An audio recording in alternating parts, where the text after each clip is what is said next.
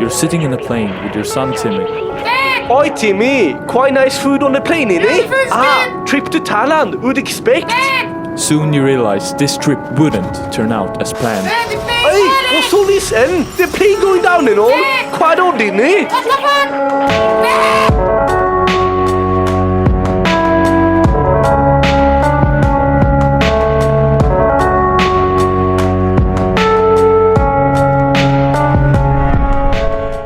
The Forest is a first-person survival co-op story horror game published by Night. The game starts with a cutscene when you are sitting in a plane falling from the sky. The next thing you know is that you are in a crashed plane in the middle of the forest and your son is gone. From there, you and your up to 8 friends are left alone on the island. You got a camping book with you, which tells you how to build everything. You don't get much more than the book, but soon you'll find things that will help you on the way. You have to build your forts, build weapons, and eventually you'll get further into the game. The goal with the game is to find your son Timmy, and through the game you'll find tapes and parts of Timmy's toys while raid all the dungeons, which eventually will lead you to the end of the game. Remember how I said it's a horror game?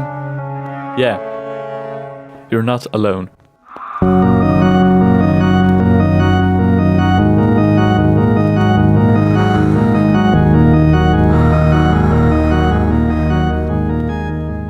After exploring the map, you'll eventually encounter human-like enemies, referred to as cannibals. Unlike most other in-game enemies, these creatures aren't suicidally aggressive, with the only intent to get in your way. Instead, the AI have a sense of self-preservation and bonded to the other members in its clan, which comes as a result of a complex behavioral decision tree. This tree of options and actions is what allows the AI to react to their surroundings and your actions. One example of such a tree might look like this, where the fierce cannibals spot you foraging. When they get visual contact with you, this sequence will trigger. As the cannibals often stay close to their leader, the first thing the cannibals will do is to contact them for further instructions. The small gang of cannibals which spotted you will wait for the much stronger leader to arrive, and meanwhile they will just stare at you, letting you know something is coming. When the leader arrives, it makes the decision whether to attack or stand back. This will be seen as them either strategically surrounding you, blocking off your escapes while the largest members of the tribe go to attack, or just them keeping on staring at you, observing your every move. Although this is just a greatly simplified version of the extremely complex behavioral decision tree that makes these creatures. The decisions that the cannibals make are also a result of which tribe they belong to.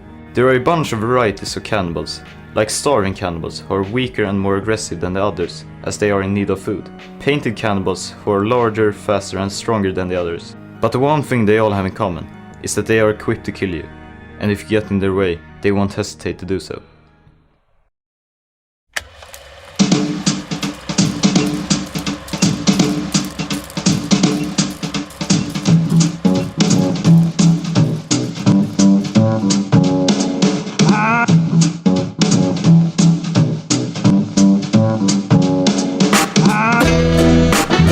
After going through the files, we realized one thing that could change everything.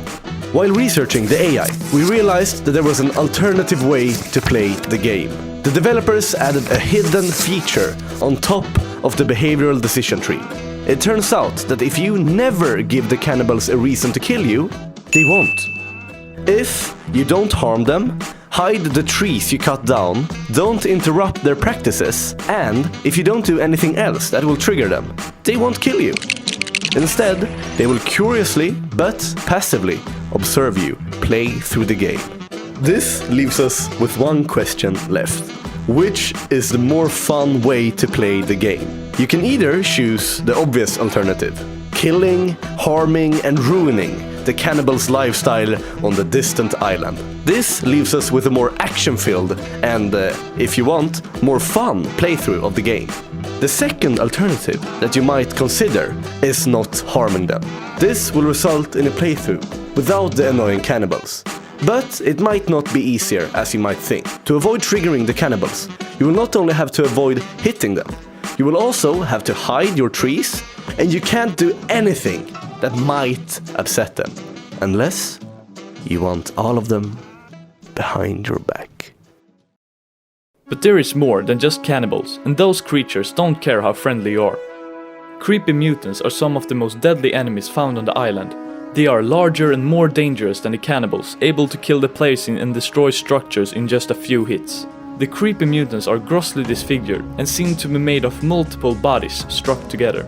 The difference between the cannibals and the mutants are bigger than you would expect. The cannibals have some sort of tactic while fighting, which the mutants don't have. They just go around and do nothing until you're near enough, and then they just run against you and tries to kill you. This makes the mutants easier to kill, although they are stronger. But there were some hard times when we played the game. For example, here you also can see a clip of our big church getting destroyed over and over again. Man visste redan vad man skulle säga där. Ja. Fuck! Gör vi ju.